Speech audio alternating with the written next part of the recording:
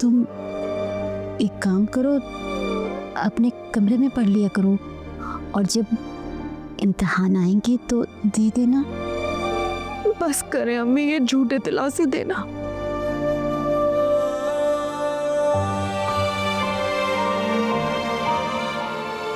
मैं और कर भी कह सकती हूँ। आप अब्बा से बात तो कर सकती हैं ना अम्मी। नहीं कर सकती। तुम्हारे अब्बा एक दफा जो बात ठान लेते हैं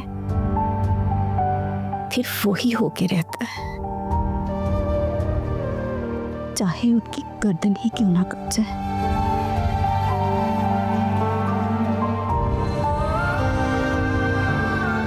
बस कर दो बेटो, ऐसे ना रो।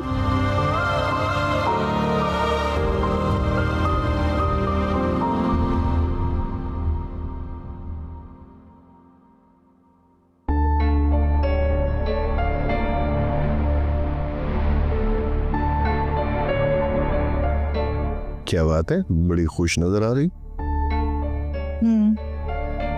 मेरे जहन में एक बात आ रही है। क्या? जुबैर पाकिस्तान आ रहा है। कब? चंद रोज में, खदीजा बाजी ने फोन पर बताया। तो तुम्हारे जहन में क्या बात आई ये इतला सुनकर? मैं सोच रही थी अगर रमशा की शादी जुबैर से हो जाए तो। ये ख्याल क्यों कर आया तुम्हारे जहन में?